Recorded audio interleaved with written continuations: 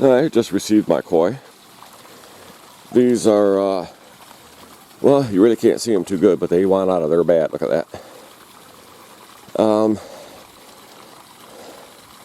You float the bag in the water.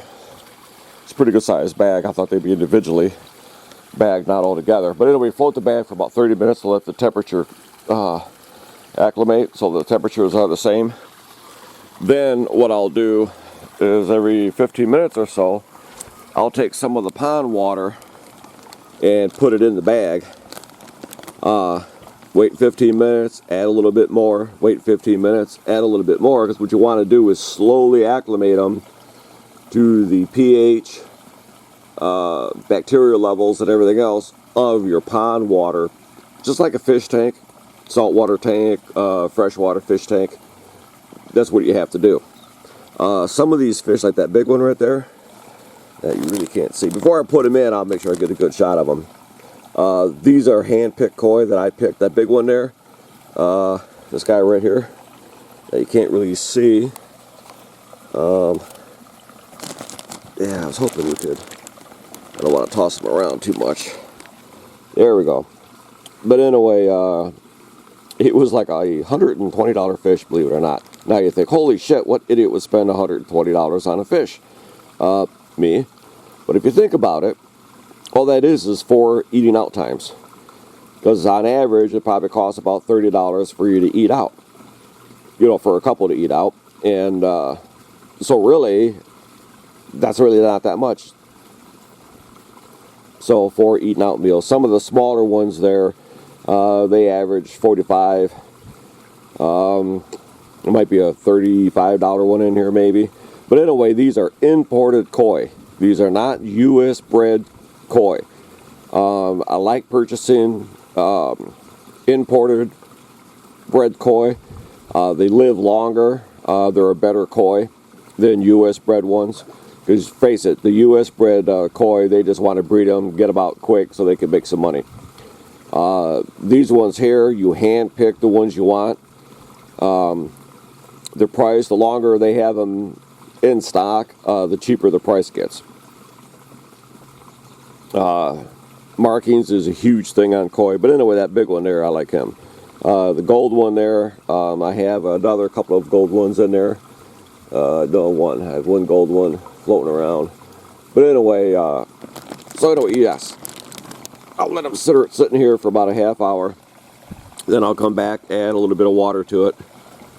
You know what, if you're going to float away, we'll float that way, up against the rocks. And you can see there's some koi over there. Those orange ones aren't koi. Those are just comets that I put in 15 plus years ago to cycle the pond. I went to the local pet store and bought feeder goldfish. Comets is what they're called. And dumped them in here. And the solid orange ones, like I say, those are just regular goldfish. I'm going to move them up to the top pond there. So you can see there's some nice looking koi in there though. I did have a die off. I lost all my big koi. I forget 7 of them I think during the winter, and I think I figured out what happened, but I can go into that later. But anyway, so I'll come out and show that I add a little bit of water to it, and I'll show them getting released so you know exactly how you should and should not release koi. Well, I'm going to show you how you should. So anyway, alright, the fish are pretty much acclimated. I just got to release them. You generally don't want to put the water that your fish come in, whether it's fresh water, salt water, pond, whatever. You don't want to use the water they come in to introduce them to your tank, pond, or whatever. You don't know if there's any parasites or anything in the water. You assume that is good, but you know, you really don't know. I'm trying to get a shot here, but the damn wind. So anyway, that's my new fish. You can see they're quite nice, quite colorful. What? You want to say hello to everybody? Is that what it is? Okay. So anyway, I'm going to use the net to fish them out of there, which I obviously can't show you because it's hard to hold all 3 things, right? So anyway, they are very good looking fish.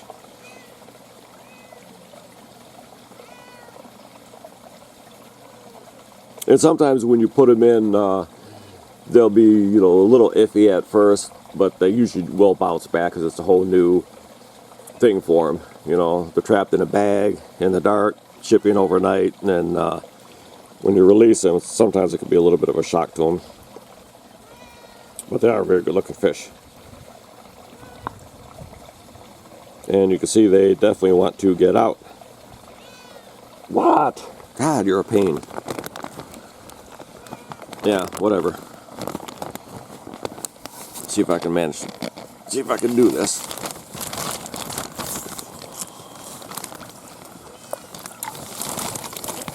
Okay. And one of them went out. Like I say, it's hard to do this. And there they go. Okay. And immediately they go down towards the bottom there. You can see I do have some hair algae in here I have to work on. Get them out. Another hair algae. But I had a major problem last summer with hair algae, and my UV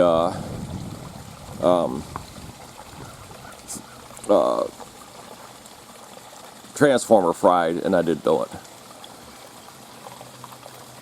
So that's why there's hair algae. And as soon as it warms up a little bit more, I'm going to put a chemical in it, and the chemical will kill off all the hair algae. And once I get it all killed off, because it's kept it under bay, because I had to buy a new light fork transformer, and once the water gets warm enough, upwards 60 plus, then I'll put the chemical in there, and it will finish killing off all the hair algae. So right now it's just kind of like I say, it's being held at bay.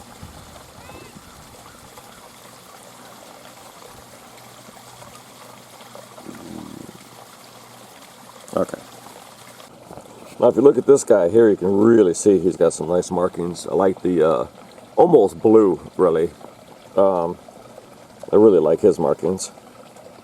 And like I say, these are fish, they're not random. These are imported fish that you actually hand pick out the ones you want. And you can see his colors are really, really nice. So he'll be a good addition.